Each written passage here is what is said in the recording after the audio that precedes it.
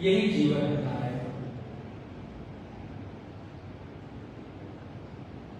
न जाने कौन सी गली में कब जीवन की जिंदगी की सांझ हो जाए। कभी सुना होगा आप लोगों ने,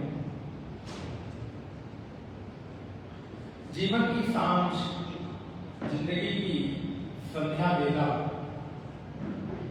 ऐसे ही देखते देखते समय बीत जाता है और ये तो जीवन के सार्थक हैं। यूं ही जीवन के पूरे आयु बीत जाती है और उनको पता नहीं चलती और बीत ही रहा है।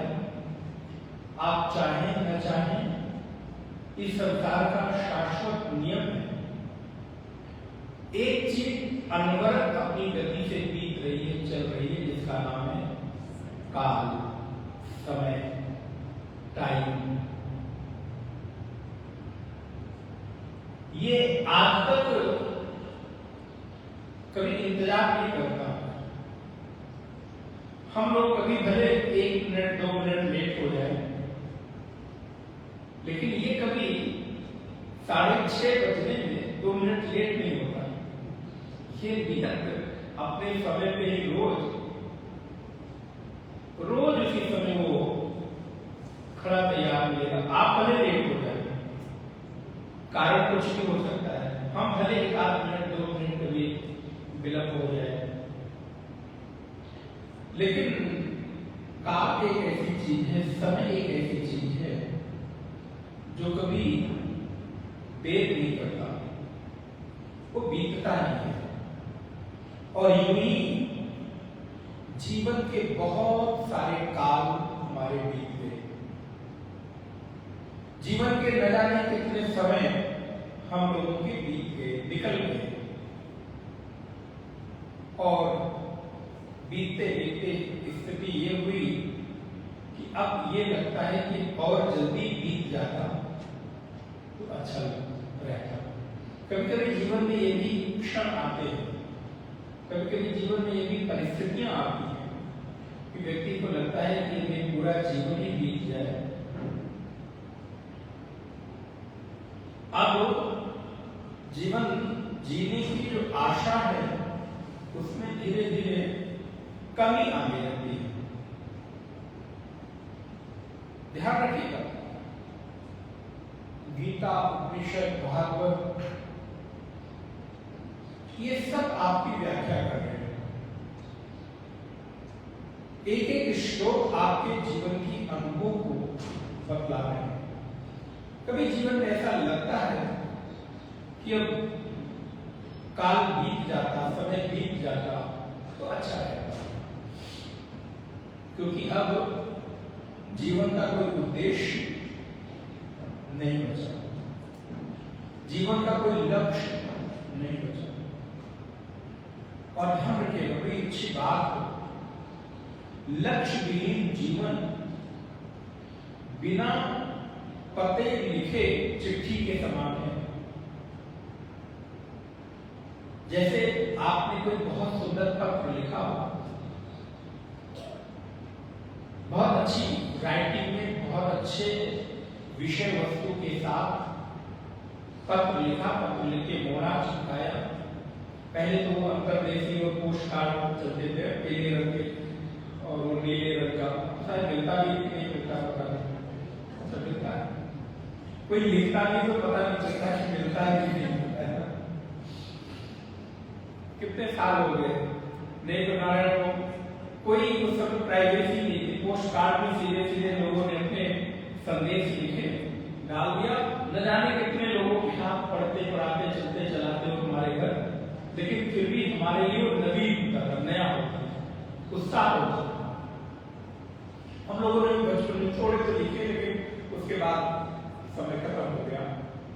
आप लोगों का ज्यादा अनुभव होगा, क्योंकि मुझे लगता है कि प्राय यहाँ प्रतिशत की संख्या में कुछ ही लोग होंगे जो हम लोगों की, हमारी उम्र के होंगे, नहीं तो प्राय तो आप सब लोग उम्र में, अनुभव में हमसे कदाचित ज्ञान में भी बड़े होंगे, मुझे ऐसा पूरा भरोसा है। तो आप लोगों का जीवन का अनुभव तो कुछ हमसे ज्यादा होगा, होना भी चाहिए। तो बिना उस चिट्ठी पर पता लिखे हुए आप कितना भी अच्छा संदेश उस चिट्ठी पर लिखे हो, कितनी अच्छी राइटिंग से लिखे हो, इससे कोई फर्क नहीं पड़ता अगर उस चिट्ठी के ऊपर, उस पत्र के ऊपर भेजने वाला जहां भेज रहा है उसका पता न लिखे तो उस चिट्ठी की स्थिति होती है दर वो ठोकरें खाती है। कभी इधर फेंक दी जाएगी, कभी उधर फेंक दी जाएगी, कोई उठाएगा तो उस मोहल्ले के डाक खाने में फेंक देगा, कोई और कहीं फेंक देगा और अंततः होगा कि वो कभी अपने लक्ष्य पर नहीं पहुंच सकेगी, क्योंकि उसका उसके लक्ष्य के लिए कोई पता निश्चित नहीं है। ठीक इसी प्रकार ये हमारा भी जीवन है। इस जीवन के भीतर भी बहुत सारे संदेश हमने छुपा के रखे हैं, लिख कर रखे हैं। बहुत सारे संदेश जीवन की स्मृतियों में संजोकर रखा है। बहुत सारे न जाने इतने अनुभव होंगे आपके जो शायद आपके अतिरिक्त और कोई नहीं जानता होगा, क्योंकि आपके कर्म के साक्षी प्रकृति स्थूल रूप से केवल आप हैं। यूं तो हमारे कर्म के साक्षी 8 देवता बताए गए उपदेश में, लेकिन प्रत्यक्षता अगर देखा जाए तो हमारे कर्मों के जो साक्षी हैं वो केवल और केवल हम हैं कि हमने क्या क्या जीवन में किया है। तो बहुत सारी ऐसी स्मृतियां हैं, बहुत सारी ऐसी यादें हैं जो हमने जीवन में संजोकर रखा होगा, छुपा कर रखा होगा, लेकिन इस जीवन में कोई लक्ष्य निर्धारित नहीं किया तो आपके द्वारा कितनी भी बहुमूल्य स्मृतियां जीवन में क्यों न रखी गई हो, कितने बहुमूल्य वाक्य, श्रुति, संदेश, प्रवचन, स्वाध्याय आपने क्यों न श्रवण करके रखा हो, लेकिन बिना लक्ष्य के ये दर ठोकर खाता है, अर्थात इसको जीवन में कुछ हासिल नहीं होता है और भटकता रहता है, और परिणाम होता है कि जीवन एक दिन बीत जाता है, यूं ही निकल जाता है। जीवन को आप चाहें न चाहें वो कभी आपका इंतजार नहीं करता, आपकी प्रतीक्षा नहीं करता, वो सतत अपनी गति से चल रहा है। और इस चलते हुए जीवन को यदि आपके भीतर थोड़ी सी सजगता हो जाए, थोड़ी सी जागृति हो जाए, तो शायद आपके जीवन के भीतर की जो योग्यता है वो किसी लक्ष्य पर पहुंचकर आपके जीवन का जो परम चरम लक्ष्य है वो आपको प्राप्त हो जाए। कुछ बहुत अधिक करने की आवश्यकता नहीं है, थोड़े से श्रम से, थोड़े से परिश्रम से, थोड़े से आपके एफर्ट करने से आपके जीवन का जो लक्ष्य है वो निर्धारित भी हो सकता है और उस लक्ष्य की प्राप्ति भी संभव है, लेकिन आवश्यकता है कि मैं थोड़ा सा प्रयास करूं, क्योंकि हमको ये जो जीवन मिला है ये इसी लक्ष्य का एक अंग है, एक हिस्सा है। अन्य बहुत सारी योनियां हैं हमारे यहाँ जो खाने पीने भोगने सोने के लिए पर्याप्त है, लेकिन आपको ये जो अवसर मिला है, ये जो समय मिला है, ये उसी लक्ष्य की प्राप्ति का एक हिस्सा है। यदि आप समझ सके तो, यदि आप इसका सदुपयोग कर सके तो, गोस्वामी जी कहते हैं, मानस भागवत तो अपने आप में बड़ा आनंदपूर्ण ग्रंथ है। कबहुक कछ करुणा नर देही, पढ़िएगा रामचंद्र। आज ही कोई साधक मुझसे पूछ रहा था कि आपने कहा स्वाध्याय कहां से प्रारंभ करूं जिसमें रस आए, आनंद आए, मन उबे। मैंने उनको यही निवेदन किया कि आप रामचरितमानस से प्रारंभ करिए, क्योंकि उसकी पंक्तियां सुमधुर हैं, रसमय हैं और उसकी कुछ कथाएं आपको पहले से ज्ञात हैं। तो आपके ज्ञात चीजों को अब थोड़ा गूंज लाइए, थोड़ा कम करो, सुन सकते हो। उससे क्या ऐसा लगता है कि बहुत जोर जोर से बोलो, मुझे खुद को ऐसा लग रहा है। हरिओम।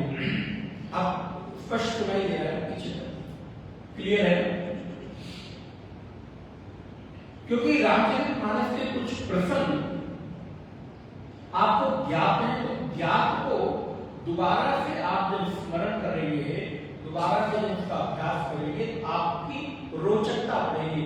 इसलिए सबसे पहले स्वाध्याय के लिए साधक को कठिन ग्रंथ नहीं उठाना चाहिए। कई बार लोगों को लगता है कि वेदांत पढ़ने जा रहे हैं, सबसे पहले मांडूक्य की ही पढ़ेंगे, क्योंकि मांडूक्य सबसे गंभीर ग्रंथ है उपनिषदों में। मांडूक्य कारिका और ब्रह्मसूत्र।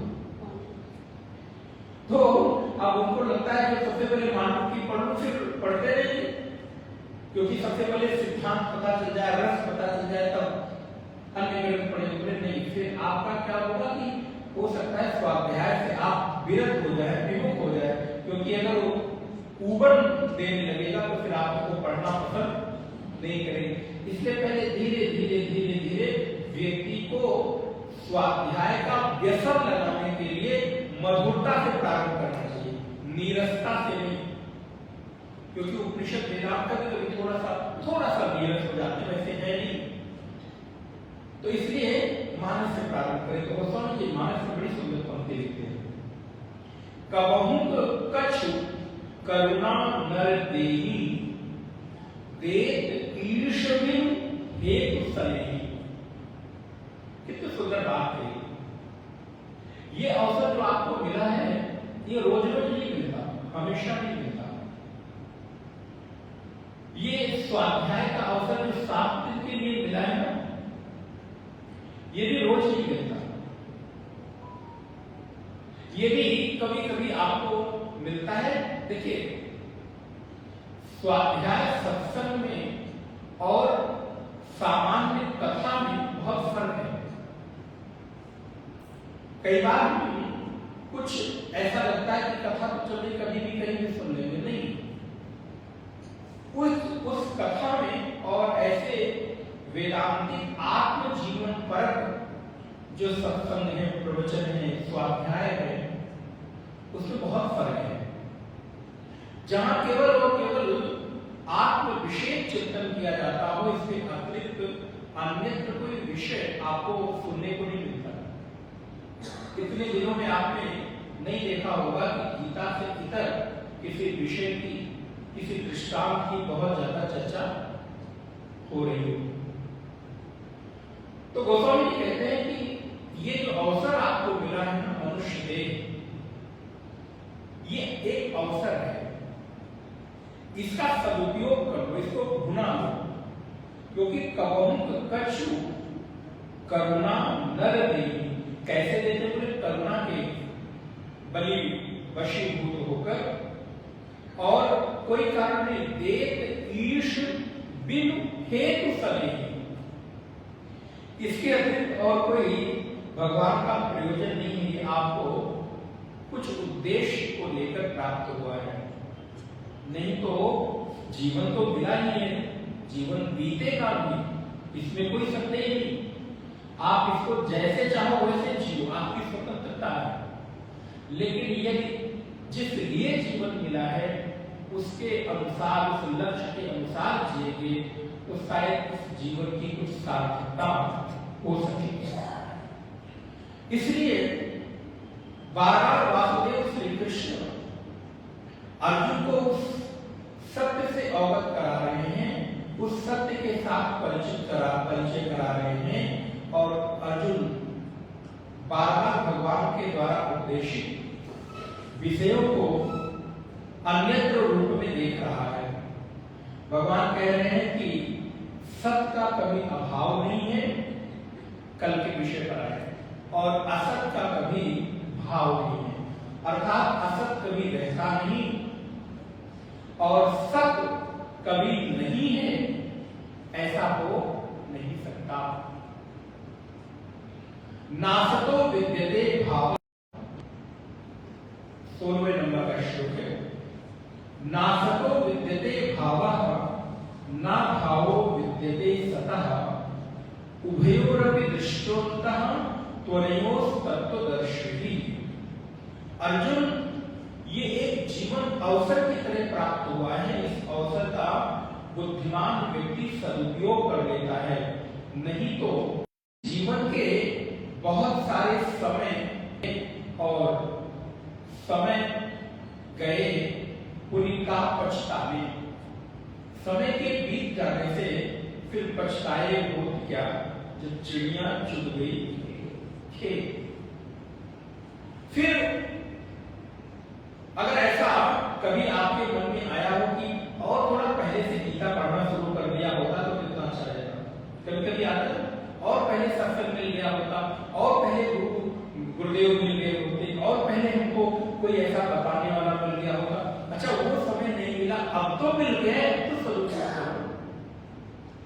अब कम से कम इस समय को आगे चलकर ये कहने का मौका मिले कि फिर कोई और पहले ऐसा सत्संग मिल जाता तो अच्छा रहता। एक बार एक अंधा व्यक्ति एक बड़े से अंधेरे कमरे में फंस गया। बहुत बड़ा हॉल कमरा था और उस कमरे को अकेला फंस गया।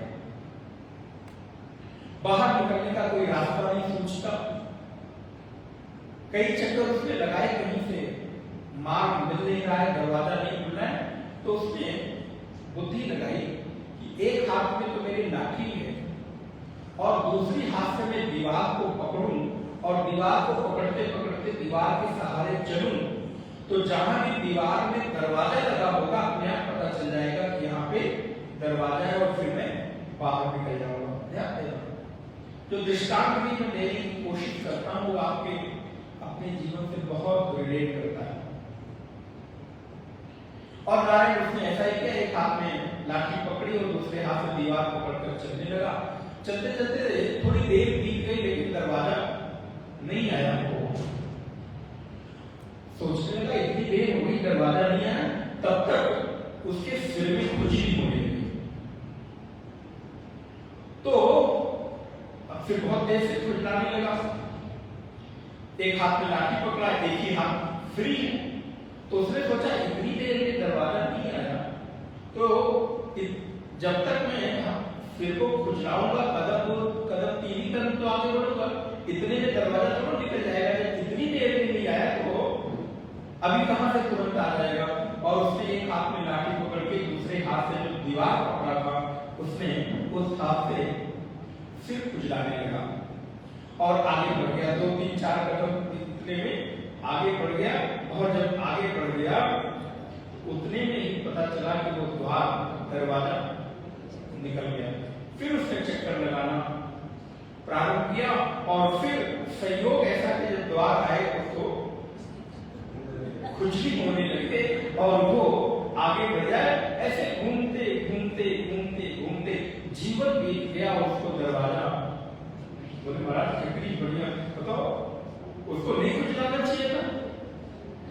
बोले ये कोई और नहीं, हम ही लोग बैठे हैं। ये काम, क्रोध, लोभ, मोह, मद, मात्सर्य, ईर्ष्या की खुजली जब हमको होने लगती है, तो इसी खुजली को खुजलाने में हम अपने मनुष्य जीवन के इस द्वार को भूलकर और आगे बढ़ जाते हैं। ये जो द्वार हमको मिला था परमात्मा की प्राप्ति का, इस संसार रूपी अंधेरे कूप से, अंधेरे कमरे से बाहर निकलने का पता चलता है कि हम अपने वासना रूपी खुजली को खुजलाने में, कामना को पूरा करने में ही पूरा का पूरा समय निकाल देते हैं। और जब बाहर निकलने का अवसर आता है, उसी समय मुझे कामना, वासना की खुजली होने लगती है। और खुजली तो जितना देर खुजलाओ उतना देर और अच्छा लगता है। कभी आपका अनुभव, जितना उसको खुजलाओ उतनी उस समय तो बहुत मजा देता है, लेकिन जब खुजलाकर आप शांत हो जाते हैं तो खुजली फिर और दुगने प्रतिशत में आपको कष्ट जलन देने लगती है, क्योंकि वहां पर भाव हो जाता है। बोले वासना आपकी ऐसी ही है। जिस समय वासना की तीव्रता, कामना की तीव्रता आपके मन के वेग में बढ़ती है, आप उस कामना और वासना को कुचलाने के लिए, पूरा करने के लिए किसी प्रकार की विषय वस्तु का भोग करते हो, उस समय तो अच्छा लगता है, लेकिन वासना पूर्ति होते ही आपके मन के भीतर एक अलग प्रकार की ग्लानि, एक अलग प्रकार का मन के भीतर एक पश्चाताप का भाव जागृत होता है। मानो आपको कुछ खाने को मना किया गया हो, विषय सामने आ गया, कोई वस्तु सामने आ गई, इसलिए विषय को पता है, रामचरितमानस में बाली कहा गया है। बाली का बाल का क्या वर्णन पता है? जानना आपको नहीं? बाली को यह वरदान था कि जो भी तुम्हारे सामने आएगा उसका आधा फल तुमको मिल जाएगा, और परिणाम होता था कि काली से फिर कोई जीत नहीं पाता था, क्योंकि सामने वाले शत्रु का आधा बल जब उसको मिल गया तो उसके पास तो 1.5 गुना हो गया, अपना तो था ही, उसका भी आधा मिल गया तो हार ही जाएगा। इसीलिए अध्यात्म में विषय को बाली कहा गया। आप देखिए, जब तक विषय आपके सामने नहीं आता है तब तक आप उस विषय से जीते रहते हो, जीत जाते हो। नहीं खाएंगे तो नहीं खाएंगे, लेकिन यदि सामने आ जाए तो चलो एक चुटकी खा लेते हैं, अच्छा चलो आधा चम्मच खा लेते हैं, अच्छा चलो एक चम्मच खा लेते हैं, तो क्या हुआ? उस विषय रूपी बाली ने आपका बल खींच लिया और वो जीत गया और आप हार गए। इसीलिए वासना विषय अध्यात्म शास्त्र में बाली में, वो भी जैसे ही हमारे सामने विषय वस्तु आती है हम उसके सामने हार जाते हैं। और आप देखिए, आप किसी चीज का संयम तब तक कर पाते हो जब तक कि वो वस्तु आपके सामने नहीं है। वस्तु के सामने आते ही आपका संयम टूट जाता है। क्यों? क्योंकि आपका बल को खींच लेता है, और जब आप बलहीन हो जाते हो तो स्वाभाविक है हार जाते हो। इसलिए शास्त्र कहते हैं कि यदि विषय से जीतना है तो विषयों को अपने सामने आने से जितना हो सके उतना रोकने का प्रयास करना चाहिए, नहीं तो वो सामने आएंगे तो वो आपके बल को खींचकर आपको हरा देंगे और वो जीत जाएगा। तो ठीक इसी प्रकार ये संसार रूपी अंधकूप में आकर हमें और आपको भी 84 लाख योनियों में मनुष्य रूपी योनि एक द्वार मिला है परमात्मा तक पहुंचने के लिए। लेकिन इस अंधकूप में आने के बाद हम अपनी विषय वासनाओं की पूर्ति में इतने निमग्न हो जाते हैं कि इस द्वार की उपयोगिता ही भूल जाते हैं। इस द्वार में हमको विषय भोगने के लिए नहीं, ये द्वार तो मुझे संसार रूपी अंधकार के कुएं से बाहर निकलने के लिए मिला हुआ था। इसलिए अर्जुन, तुम जिन लोगों को ये अनुभव करते हो कि ये मर जाएंगे, मार दिए जाएंगे, ये तुम्हारी गलत धारणा है, गलत मान्यता है। इनको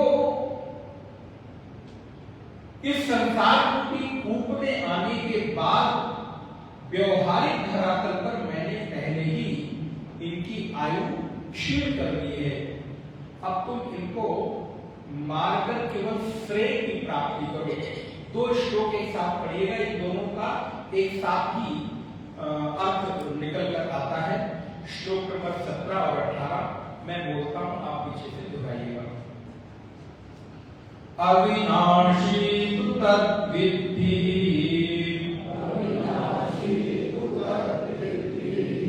येन सर्वमिदं ततम्, विनाशमव्ययस्यास्य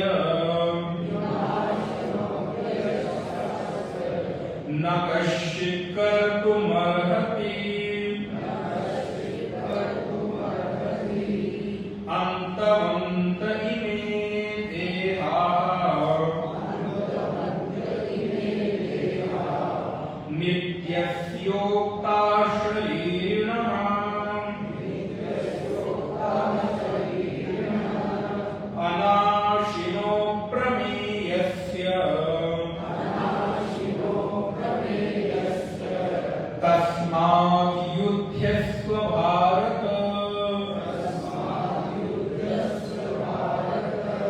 यदेनं वेत्ति हन्तारम् यदेनं वेत्ति हन्तारम् यश्चैनं मन्यते हतम् उभौ तौ न विजानीतो उभौ तौ न विजानीतो नायं हन्ति न हन्यते नायं हन्ति न हन्यते न जायते म्रियते वा कदाचित्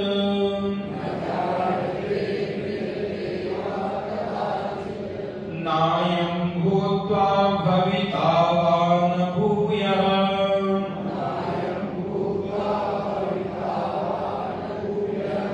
अजो नित्यः शाश्वतोऽयं पुराणो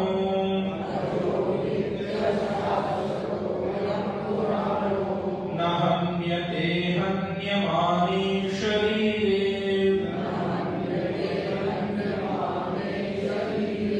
न हन्यते हन्यमाने शरीरे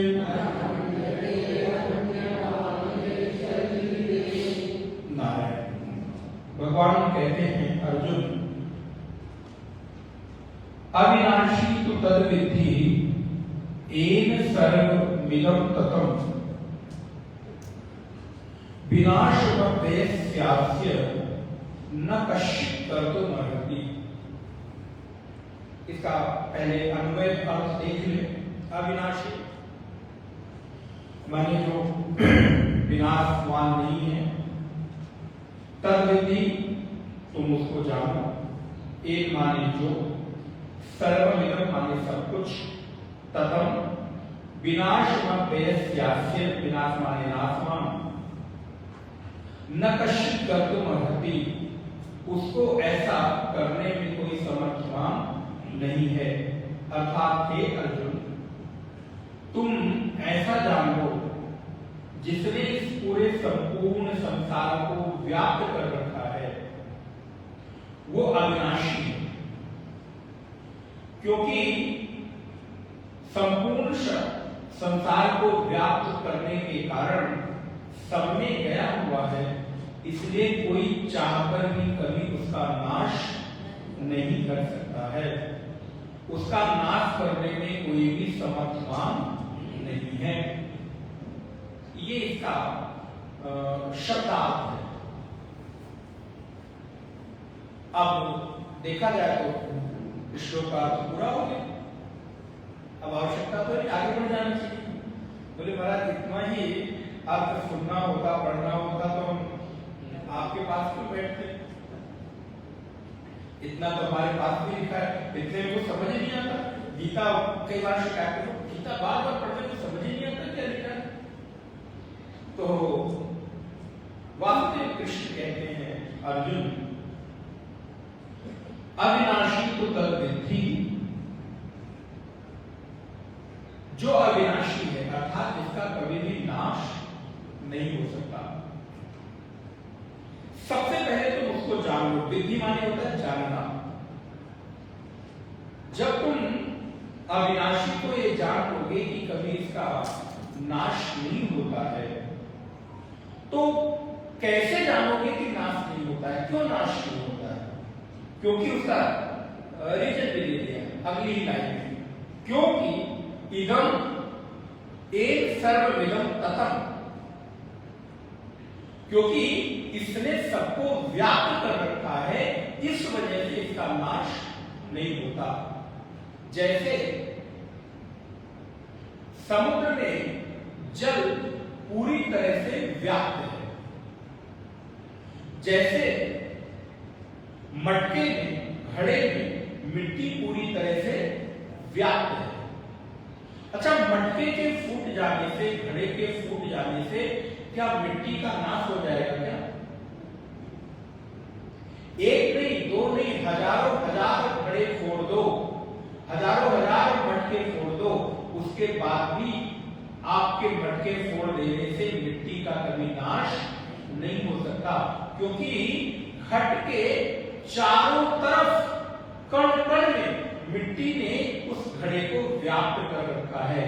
तो मिट्टी घड़े के ऊपर आश्रित नहीं है, घड़ा मिट्टी के ऊपर आश्रित है। इसलिए घड़े के फूट जाने से मिट्टी में कोई परिवर्तन, मिट्टी में कोई नाश नहीं आता। बस मिट्टी ने अपने रूप को बदलकर घड़े के रूप में, कुल्हड़ सुराही के रूप में आकार परिवर्तन कर लिया है, आकार धारण कर लिया है। तो आकार धारण कर लेने से मिट्टी में कोई बदलाव, मिट्टी में कोई परिवर्तन नहीं आता।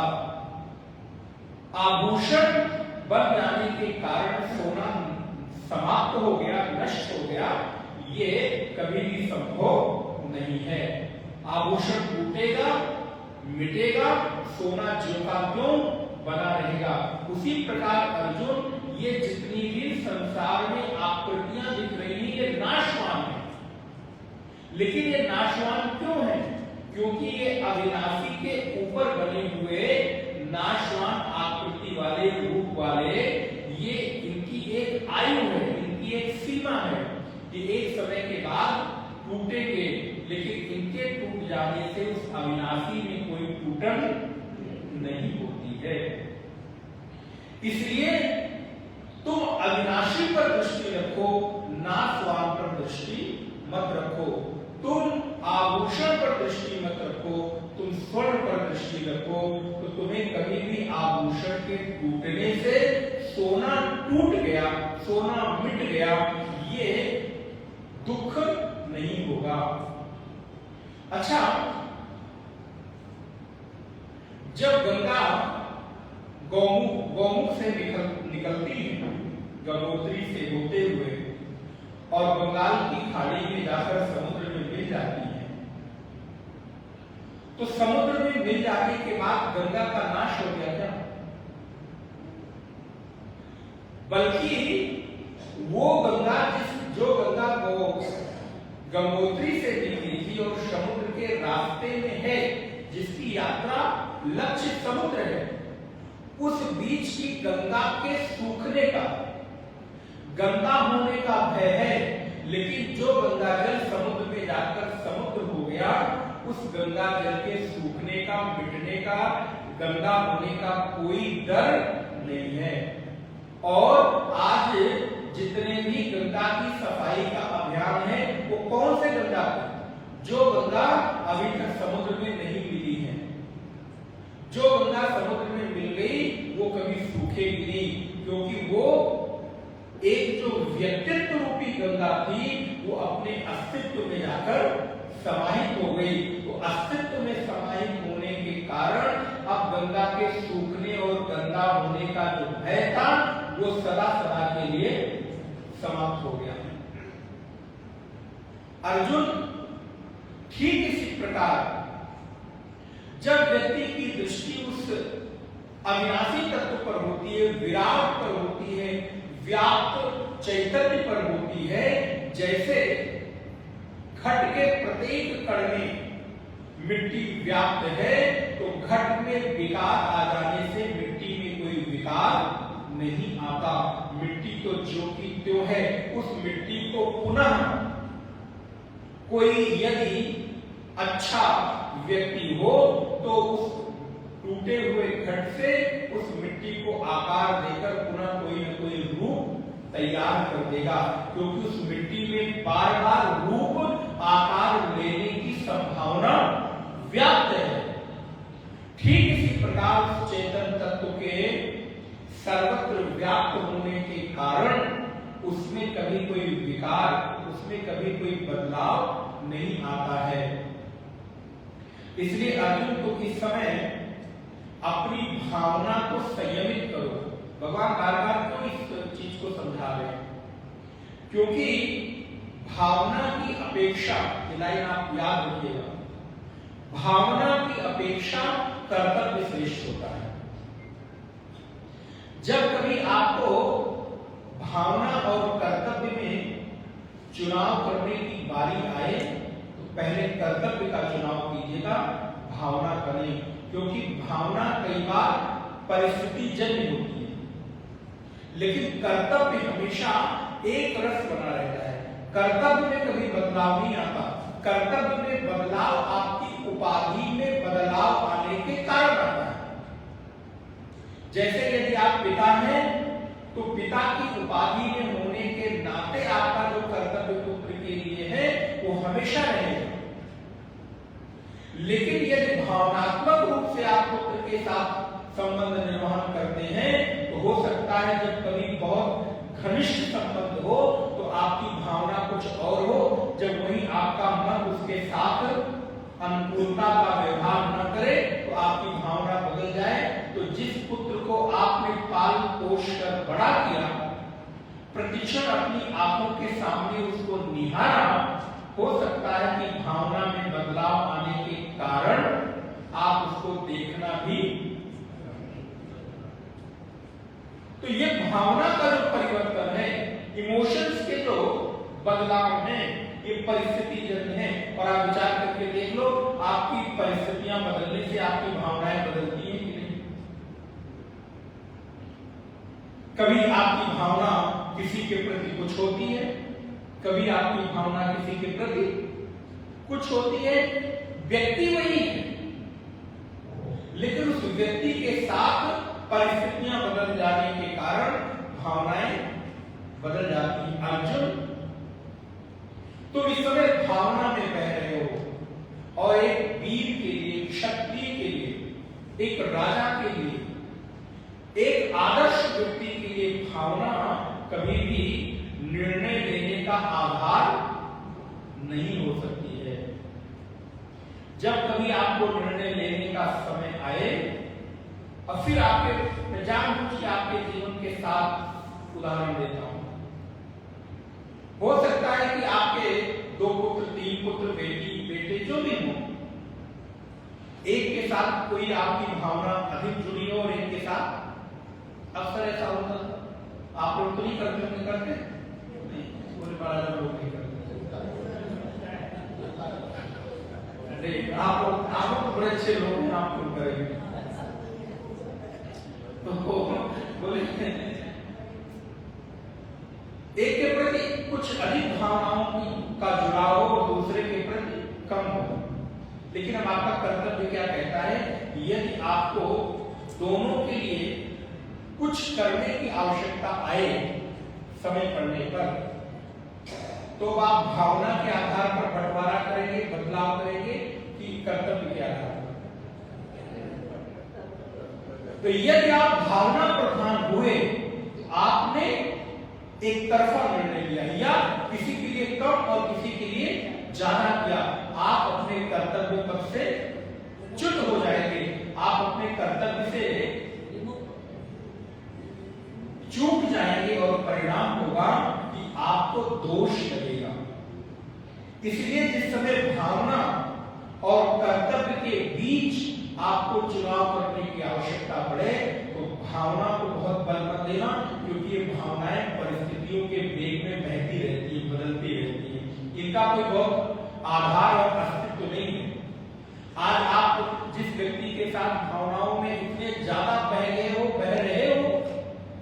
हो सकता है कि कल उसी व्यक्ति के द्वारा आपके जीवन में कोई ऐसा आचरण कर दिया जाए कि आपको उसको देखना भी पसंद। हमने किसी को देखा, किसी ने हमको देखा, अब आप समझ गए क्या हो गया, प्यार हो गया, और परिणाम क्या हुआ कि भावनाएं एक दूसरे की जुड़ गई। पता चला जीवन की प्रत्येक परिस्थिति, प्रत्येक चीजें एक दूसरे के साथ हम बांट रहे हैं, शेयर कर रहे हैं, और धीरे से कोई ऐसी परिस्थिति आई जिसने पीछे से एक ऐसा थपेड़ा लगाया कि अब जिसके बिना सवेरा नहीं होता था और जिसके बिना रात पूरी नहीं होती थी। गुड मॉर्निंग से लेके गुड नाइट तक आप बोले महाराज उसका मैसेज देखना, उसका फोन देखना, उसको देखना, यदि मजबूरी में फोन मैसेज आ जाए तो नारायण मन को मारकर रिप्लाई करना पड़ता है, जबकि भीतर से इच्छा। अब ऐसा होता है एक ही शहर में, एक ही मोहल्ले में रहते हुए भी अब मिलने की इच्छा नहीं होती। लेकिन अभी थोड़े दिन पहले या थोड़े सालों पहले, थोड़े वर्ष पहले क्या परिस्थितियां थी? आपकी भावनाओं का वेग इतना था, आपके भावनाओं में इतनी प्रबलता थी कि आप एक दूसरे के बिना रह नहीं सकते थे।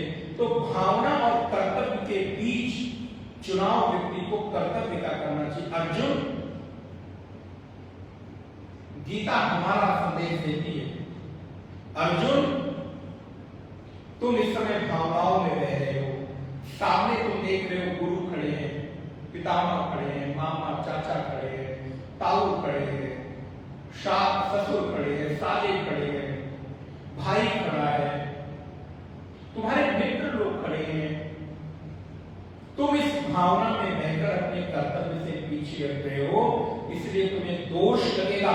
तुम क्षत्रिय हो और इस समय क्षत्रिय होने के नाते तुम्हारे लिए युद्ध करना कर्तव्य है, और यदि युद्ध रूपी कर्तव्य से विमुख होते हो तो तुम पाप के भागी बनोगे, तुम अपने कर्तव्य से भ्रष्ट हो जाओगे, कर्तव्य से विमुख हो जाओगे, जिसका पाप तुम्हें लगेगा।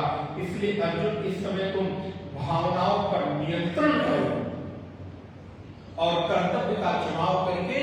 अगले श्लोक में मानो भगवान ने इतना जोर भर दिया हो अर्जुन के भीतर, आप इसको ऐसे पढ़िए।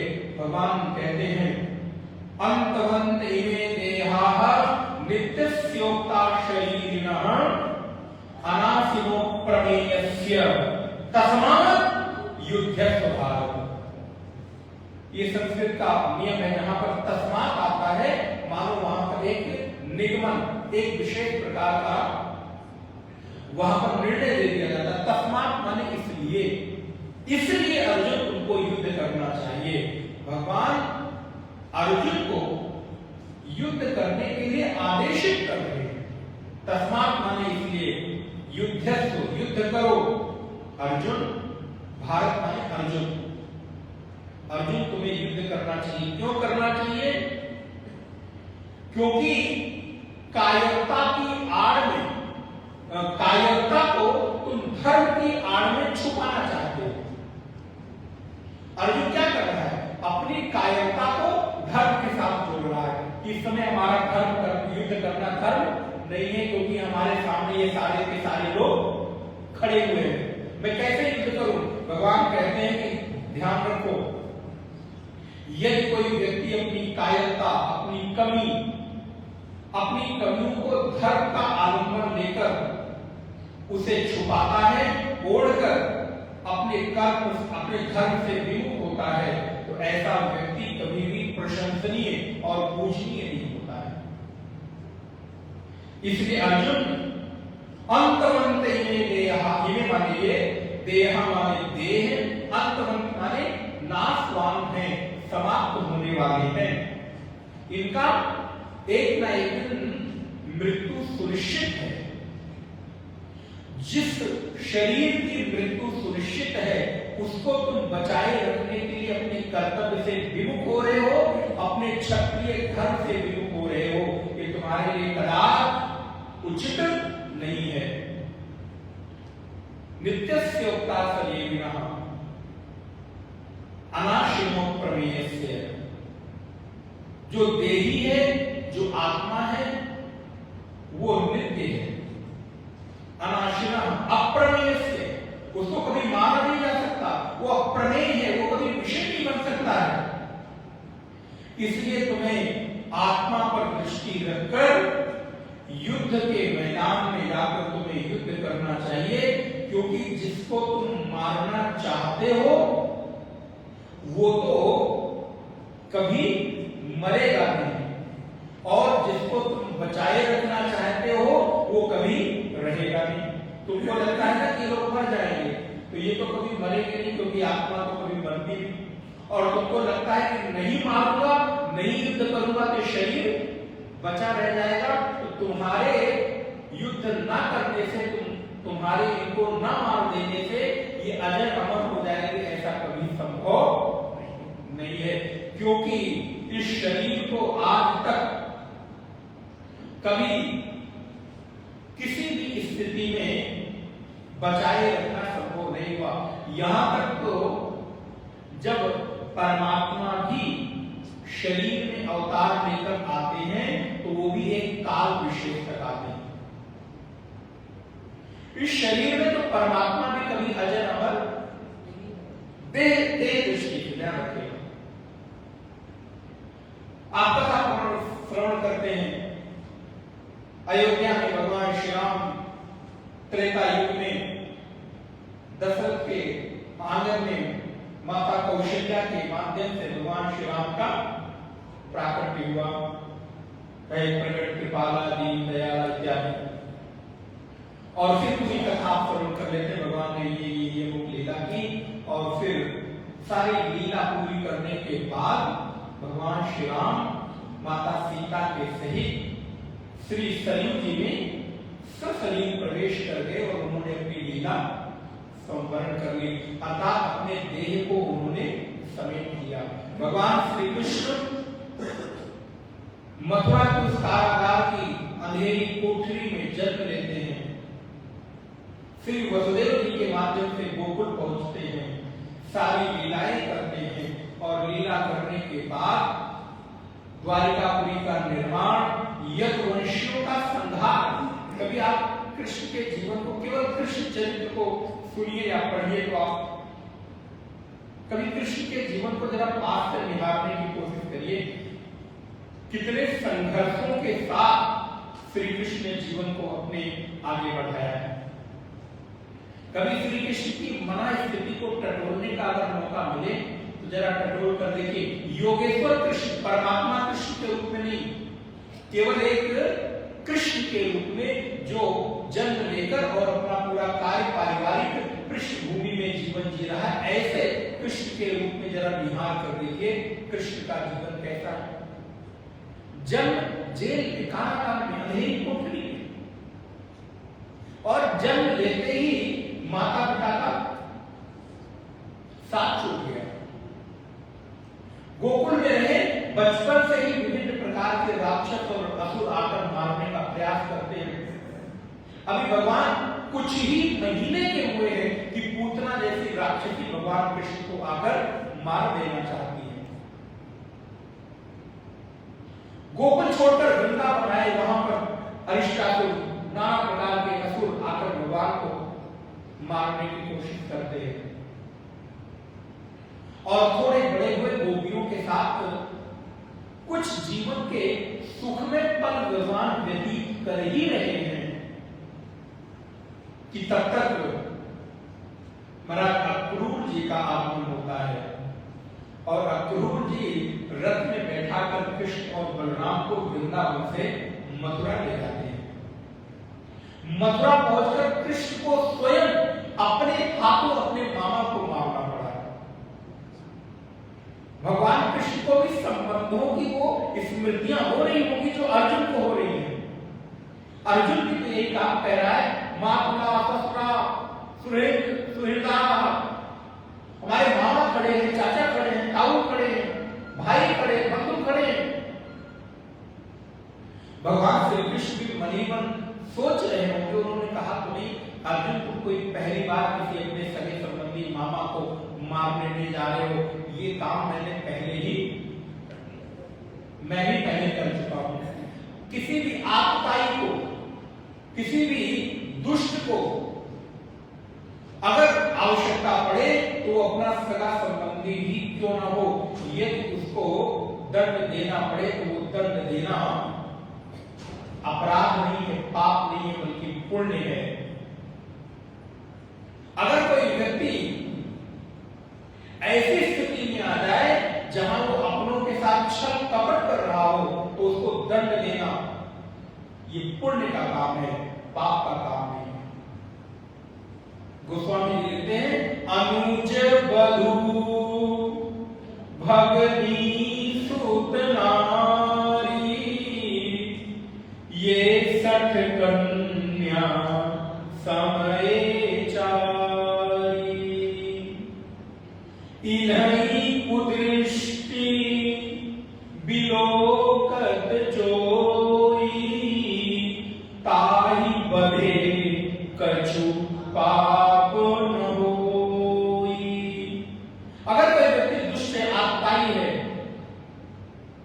और वो अपने द्वारा बहुत सारे लोगों को प्रताड़ित करता है, ऐसे कार्य करता है, तो अर्जुन ऐसे लोगों को दंड देना ये तुम्हारा नैतिक कर्तव्य बनता है। ये तुम अपने कर्तव्य का पालन कर रहे हो, किसी का वध नहीं कर रहे हो। और दंड देने में किसी का वध हो रहा हो, किसी के प्राण जा रहे हो, तो ये कोई पाप नहीं, अधर्म नहीं है। तुम अपने क्षत्रियोचित कर्म का पालन करके युद्ध में एक योद्धा के रूप में तुम शत्रुओं को पराजित कर रहे हो, शत्रुओं का वध कर रहे हो। किसी सगे संबंधी के रूप में इनको मत मानो, इनको शत्रु के रूप में मानो, ये इसलिए तुम्हारा कर्तव्य है। अतः अर्जुन उठो और तस्मात् युध्यस्व भारत। ये जो पंक्ति आप पढ़े तो आपके भीतर ये वीर वृत्ति जागृत हो जाए, क्योंकि भगवान अर्जुन को कुरुक्षेत्र के मैदान में कौरवों से लड़ने की चेतावनी दे रहे हैं, कौरवों से लड़ने का आदेश दे रहे हैं। ठीक इसी प्रकार ये गीता पढ़ते हुए आपके भीतर भी क्षत्रिय वृत्ति, वीर वृत्ति जागृत हो और आप भी अपने भीतर के आसुरी वृत्तियों से लड़ने के लिए तैयार हो जाए। कि कृष्ण हमको भी आदेश दे रहे हैं कि हे साधक, हे मनुष्य, उठो। जो भी तुम्हारे जीवन के लक्ष्य में बाधक बनते हो, ऐसे काम, क्रोध, लोभ, मोह, मद, मात्सर्य, ईर्ष्या, राग, द्वेष, अविद्या, अभिनिवेश रूपी दुष्टों को, असुरों को, शत्रुओं को मारकर तुम विजयी हो जाओ, क्योंकि विजयी होना तुम्हारा कर्तव्य है और तुम्हारा लक्ष्य है। इसके अतिरिक्त तुम्हारे पास और कोई विकल्प नहीं है। भगवान अर्जुन को ऐसी वीर वृत्ति से भरते हैं, क्योंकि अर्जुन के मन के भीतर निराशा आ गई है। अर्जुन के मन के भीतर एक अवसाद की स्थिति आ गई है, और अवसाद में गए व्यक्ति को जब तक उत्साहित करके उसके मनोबल को आप नहीं बढ़ाओगे, तब तक वो कभी जीत नहीं सकता, वो हार जाएगा। इसलिए आप भी यदि कहीं अपने मन में थोड़ी सी भी निराशा लेकर आ गए हो कि क्या करें, तो कुछ नहीं हो सकता, समय बीत गया है, समय निकल गया है, ना, ऐसा कभी विचार मत करना। कृष्ण कहते हैं जब तुम अपने भीतर इस क्षत्रिय वृत्ति को लेकर आओगे, तो तुम अपने शत्रुओं को पराजित कर सकते हो। केवल अर्जुन को, कौरवों को पराजित नहीं करना है, आपको और हमको भी अपने भीतर चल रहे इन आसुरी वृत्ति रूपी शत्रुओं को पराजित करके और इस कुरुक्षेत्र के युद्ध में विजयी होकर और श्री कृष्ण के चरणों में मेरा मन लगे, इस लक्ष्य की प्राप्ति करना है। क्योंकि ये तो धर्मस्य ततो जयः। इसलिए मनुष्य के जीवन में निराशा का तो कोई स्थान ही नहीं, निराश होना ही नहीं चाहिए। निराशा जब भी आए तो कृष्ण के इस वाक्य को दोहरा लेना, तस्मात् युध्यस्व भारत, उठो और युद्ध करो। आपने वो पंक्ति कई बार सुनी होगी, जो स्वामी विवेकानंद जी के नाम से प्रचलित है। यद्यपि वो उपनिषद की पंक्ति है, उत्तिष्ठत् जागृत प्राप्य वरान् निबोधत् क्षुरस्य धारा निशिता दुरत्ययः दुर्गम पथस्तत् कवयो वदन्ति। आपने तो खाली इतनी लाइन सुनी होगी, उत्तिष्ठत् जागृत प्राप्य वरान् निबोधत्।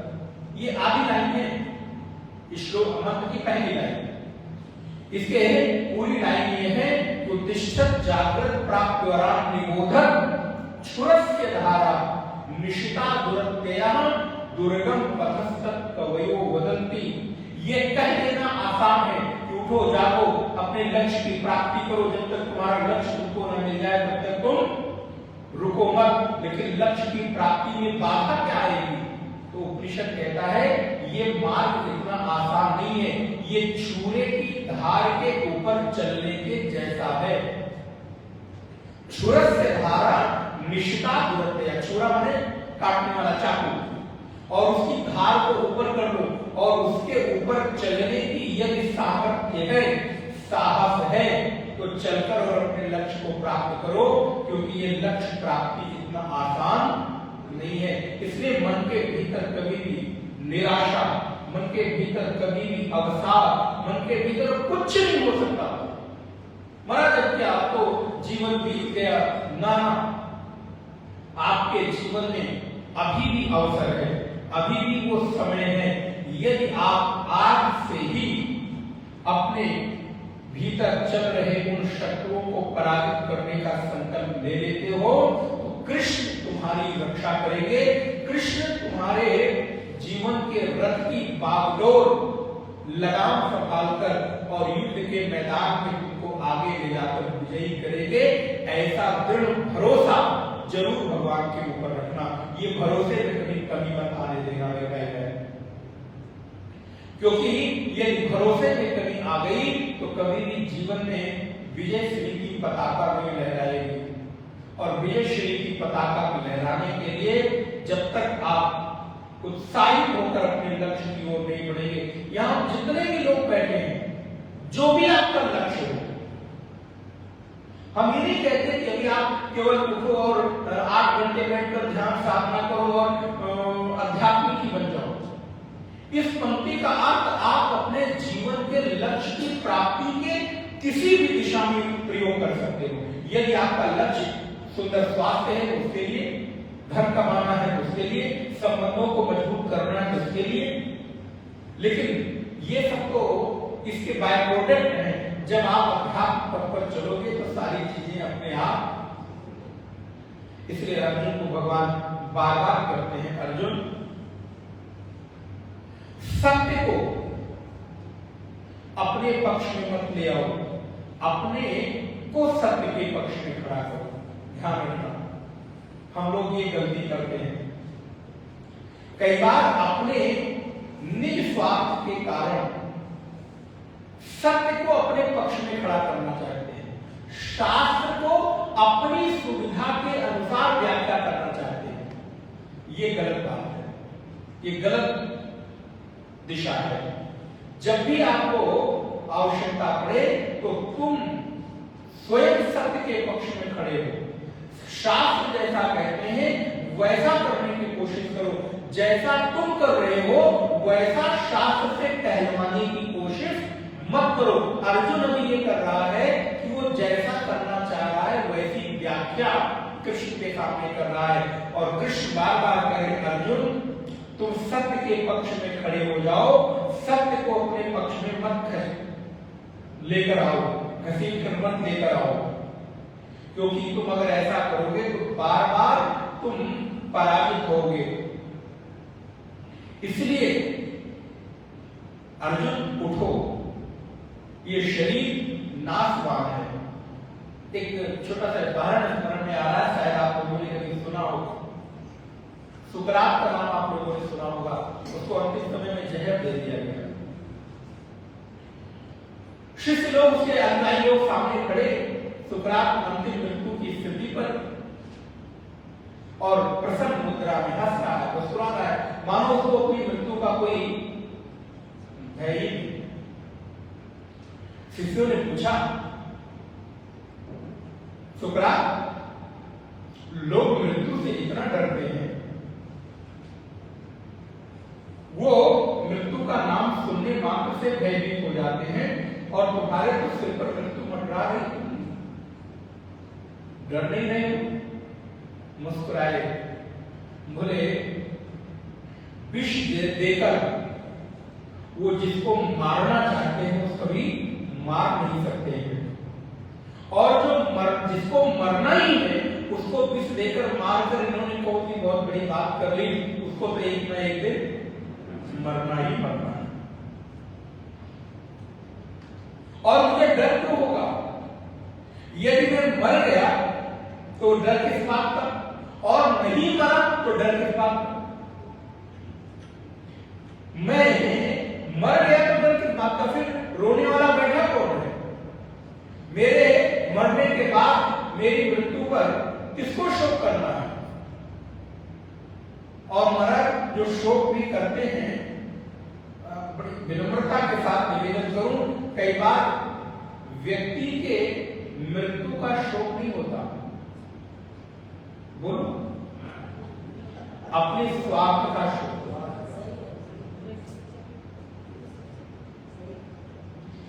उस व्यक्ति के लिए कितना मैं रोता हूं, उस व्यक्ति के लिए कितना परेशान होता हूं, उस व्यक्ति के लिए मैं क्या करता हूं, ये जितना भी हो सकता है वो मुझे नहीं मालूम, शायद ज्यादा कठोर हो रहा है, नहीं बोलना चाहिए, लेकिन क्या करें, उस व्यक्ति से ज्यादा आप अपने लिए रोते हैं, उस व्यक्ति से ज्यादा आप अपनी इच्छाओं में परिवर्तन, अपने जीवन में व्यतिक्रम, अपने जीवन में उस व्यक्ति की कमी का एहसास अनुभव करके रोते हो। जाने वाले के लिए कौन कितनी देर रोता है? तो ठीक है, जो आया था वो चलाई। सुकरात कहता है कि वो जिसको मारना चाहते हैं उस आत्मा को कभी मार नहीं सकते, और जो मरने ही वाला है उसको कोई मारकर भी हासिल क्या कर लेगा। और यदि वो मर ही गया तो चिंता किस बात की? क्योंकि तो मैं चिंता करने के लिए बैठा हूं नहीं, और नहीं मरा तो फिर चिंता किस बात की? फिर तो मैं हुई, फिर तो कहीं पे कोई चिंता करने का मतलब ही नहीं बनता है। तो दोनों ही परिस्थितियों में अब गीता अगर इस तरह से आपके जीवन में उतर जाए तो मुझे लगता है कि कृष्ण का संदेश आप तक पहुंचेगा। कृष्ण यही अर्जुन को बार बार कहने की कोशिश कर रहे हैं, अर्जुन ये सारी की सारी चीजें अंतवंत माने नाश होने वाली हैं, समाप्त होने वाली हैं। आज नहीं तो कल इस शरीर को चाहकर भी कोई बचा नहीं सका है। मैं भी अवतार लेता हूं तो एक काल में आता हूं और एक काल में इस संसार से लीला संवरण करके इस शरीर को भक्तों के लिए पूजा विग्रह के रूप में छोड़ देता हूं, लेकिन ये शरीर हमेशा हमेशा के लिए नहीं रहती। भगवान आए, अपना काम किया और इस शरीर को पूरा किया, चले गए। इसलिए तुम अपनी कायरता को धर्म के नाम पर जस्टिफाई मत करो, अपने दुर्बलता को धर्म और सत्य को आवरण बनाकर तुम उसको सच सही नहीं ठहरा सकते।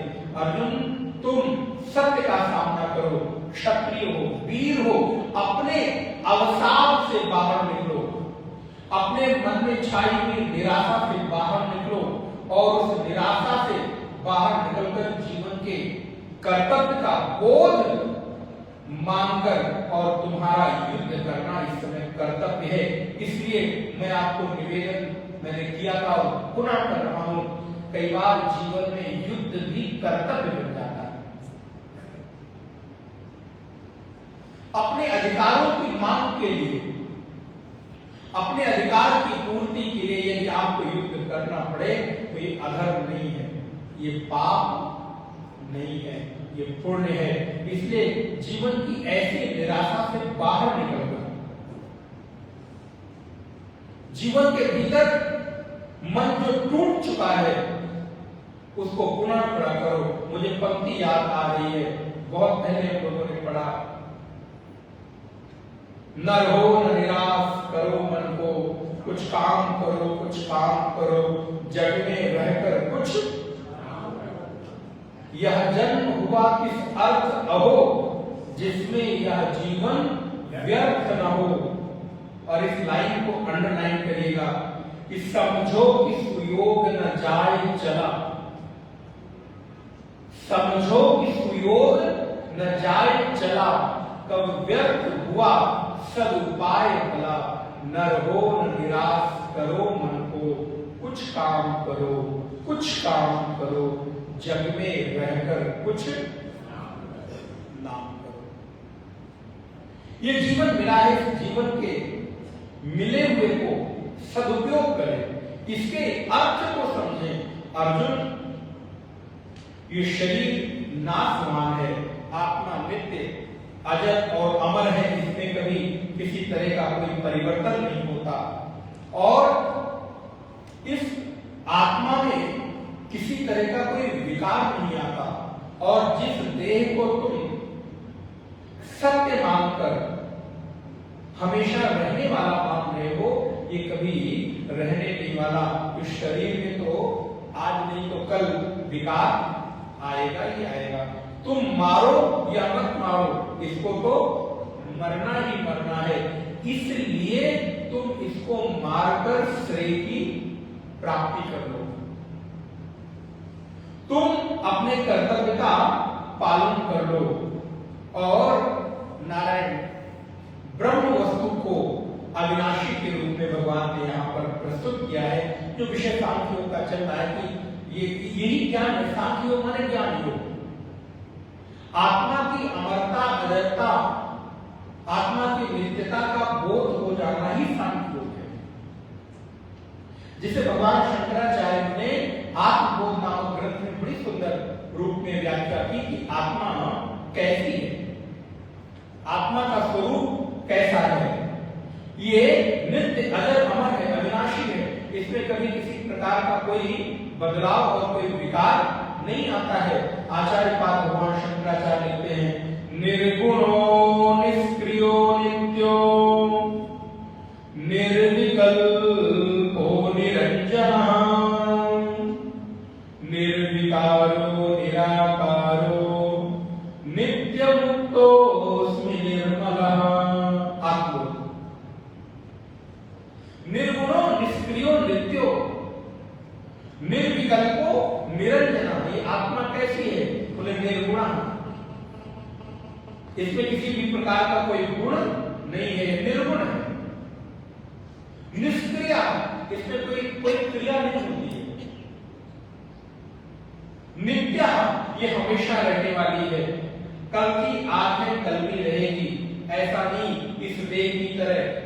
अच्छा, तो आप 60 साल पहले, 70 साल पहले, 50 साल पहले, 80 साल पहले इसकी जो उम्र थी पहले थे नहीं थे? आने वाले 7 दिन बाद आप नहीं रहोगे। हमारा 7 दिन बाद, ये आपने गीता में से कहते बोले हाँ 7 दिन बाद नहीं रहोगे, क्योंकि सबको ही 7 दिन में। अब वो साल कोई भी हो सकता है, आज 1 साल बाद, 2 साल बाद, 5 साल, 10 साल, 15 साल, मैं तो कहूँ और बहुत लंबा 20 साल, 25 साल, 50 साल, लेकिन जाना कितने दिनों में है? 7 दिनों में। किसी के लिए आत्मा दिन नहीं बना, तो महाराज आने वाले 7 दिनों में आप नहीं रहने वाले हो। बोले महाराज ऐसा मत बोलो। हाँ, मैं ये कह रहा हूँ आने वाले 20 साल बाद वो 7 दिन होगा, 25 साल बाद, जिसको जितना आयु चाहिए अपनी गिनती आप कर लीजिए। लेकिन आपकी गिनती करने से होना क्या है, इस शरीर का जितना प्रारब्ध भोग होगा मिलेगा उतना ही। तो नारायण आत्मा कैसी है? बोले निर्गुणो निष्क्रियो नित्यो निर्विकल्प, इसका कोई विकल्प नहीं है। आत्मा के अलावा इसका कोई और विकल्प नहीं। आत्मा का विकल्प आत्मा ही है। जैसे आप जब परीक्षण करते हैं तो उसमें आता है ना, विकल्पात्मक प्रश्न आते हैं, ABCD, 1 2 3 4 उस पर निशान लगाओ, उनमें से एक सही है। तो बोले महाराज इसमें से जितने भी विकल्प देने हो दे दो, A से लेकर Z तक, लेकिन सभी विकल्पों के आगे नाम एक ही लिखा जाएगा, आत्मा। सभी विकल्पों में नाम एक ही लिखा जाएगा, आत्मा, ब्रह्म, चैतन्य, निर्विकार, निर्गुण, निष्क्रिय, निर्विकल्प। जो नाम देना चाहो नाम दे दो, लेकिन अर्थ सबका एक ही निकलेगा। तो आत्मा कैसी है? बोले निर्गुणो निष्क्रियो नित्यो निर्विकल्पो निरंजनः, वो निरंजन है, उसमें किसी भी प्रकार का कोई कालिमा नहीं है, अंजन नहीं है, शुद्ध है। आत्मा से शुद्ध इस संसार में अन्य कोई वस्तु हो ही नहीं सकती। इसलिए एक बात आपको निवेदन करूं, कई बार आप ये कहना जब प्रारंभ करते ना, महाराज मैं तो बड़ा कामी, क्रोधी, कपटी, लोभी, बहुत पापी, ये कहना बंद करो। आप जब ये कहते हो इसका मतलब आप उस आत्मा का अपमान कर रहे हो। आत्मा में कभी किसी भी प्रकार का कोई पाप हो ही नहीं सकता। आत्मा तो विशुद्ध है, शुभ्र है, शुभ्रतम है, निरंजन है, निरवय है। आप हमेशा इस प्रकार की भावना करो, मैं तो निर्गुण हूं, निराकार हूं, निर्विकार हूं, निष्क्रिय हूं, निरंजन हूं, निराकारो, निर्विकारो, नित्य मुक्तोष्म निर्मला, मैं नित्य मुक्त हूं, नित्य शुद्ध बुद्ध मुक्त स्वरूप आत्म चैतन्य में हूं। मुझमें कभी किसी भी प्रकार का कोई विकार हो नहीं सकता। ये जो विकार दिखाई दे रहे हैं ये सब देह के हैं, ये सब बाह्य हैं। मैं तो भीतर से बिल्कुल शांत हूं, शुद्ध हूं, स्थिर हूं, धैर्य पूर्ण हूं। मुझमें किसी भी प्रकार का कोई कंपन नहीं हो सकता। मैं तो हिमालय की तरह बिल्कुल अकंप्य हूं। किसी भी तरह से कोई भी परिस्थितियां मुझमें कोई बदलाव नहीं ला सकती हैं। अर्जुन को भगवान उपदेश देते हैं, अर्जुन इस संसार में तुम्हारे पास अब युद्ध करने के अतिरिक्त अन्य कोई विकल्प, अन्य कोई उपाय बचा नहीं है। इसलिए अगर तुमको लगता है कि तुम इनको मार रहे हो, तुम्हारे द्वारा ये मारे जा रहे हैं, या मैं मारने वाला हूं, कोई मरवाने वाला है, तो ये दोनों ही प्रकार की जो मान्यताएं हैं ये गलत है।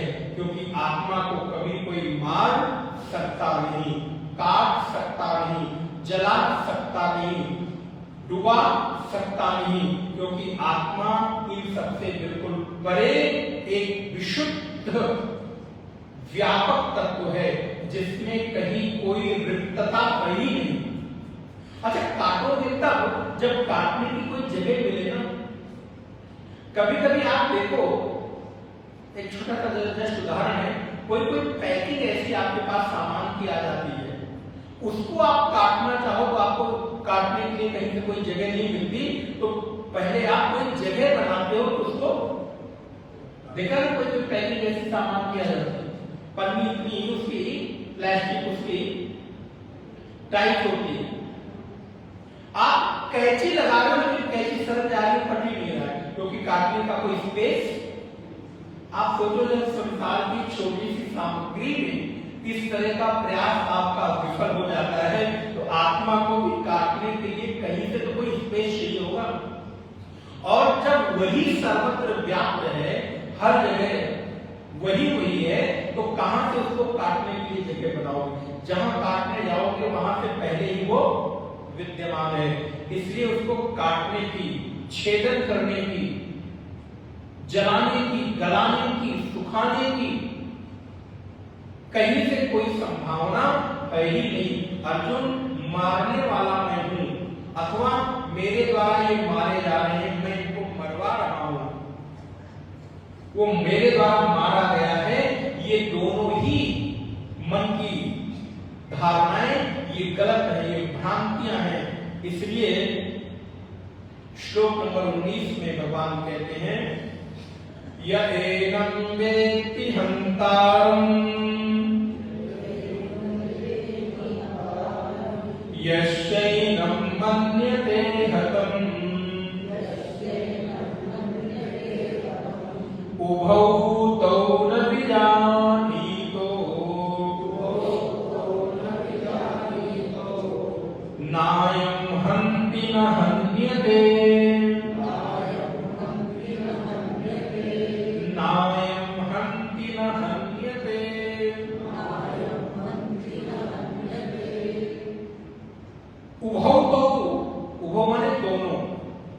इस प्रकार की दो चीजों को जो जानता है वो नहीं जानता। क्या क्या बोले? या एनम वेत्ति हन्तारम्, इस आत्मा को मारने वाला समझता है कि मैंने इसको मार दिया, जैसा कि तुमको लग रहा है।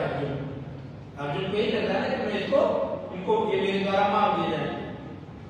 तो अगर ऐसा लगता है, इस आत्मा को कि मारने वाला समझता है, अथवा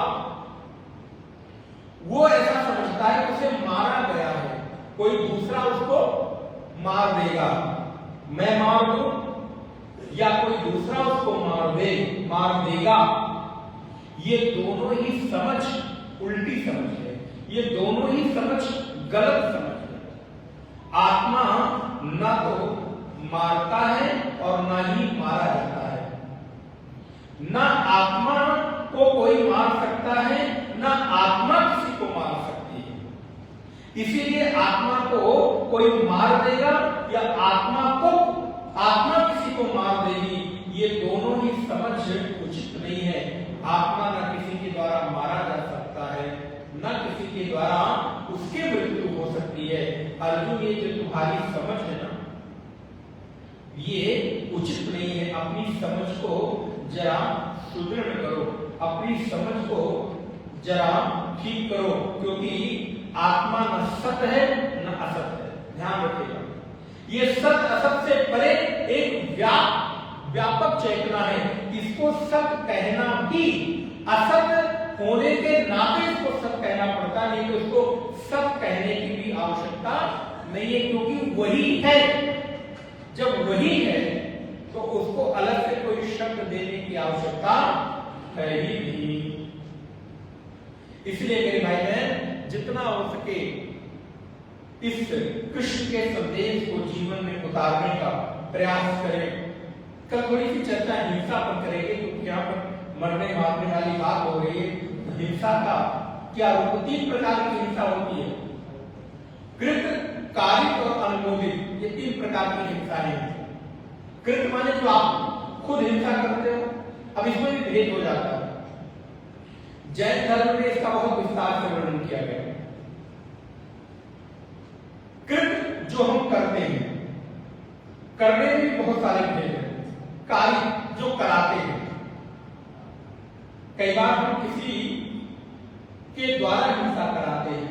और तीसरी है अनुमोदित, न आप कर रहे हो न करा रहे हो, लेकिन कोई कर रहा है तो उसका अनुमोदन कर रहे हो, उसको बढ़ावा दे रहे हो, उसको बल दे रहे हो। तो इसलिए ये भी हिंसा के अंतर्गत आता है। तो कल थोड़ी सी चर्चा हिंसा पर हम लोग करेंगे, और धीरे धीरे इस सांख्यों को अब विश्राम देने का समय तो भाई आज 5वां दिन है, कल 6ठा और उसके बाद 7वां दिन। कल कोशिश करेंगे कि थोड़ा तीव्रता से आगे बढ़े, क्योंकि अभी 10-12 श्लोक बच गए, तो उसको हम लोग अगली कक्षा में 2 दिनों में देखने की कोशिश करेंगे। 2 बार भगवान का नाम स्मरण। गोविंद मेरो है, गोपाल मेरो है, गोविंद मेरो है, गोपाल मेरो है, गोविंद मेरो है, गोपाल मेरो है, गोविंद मेरो है, गोपाल मेरो है। श्री बाके बिहारी नंद लाल मेरो है, श्री बाके बिहारी नंद लाल मेरो है, श्री बा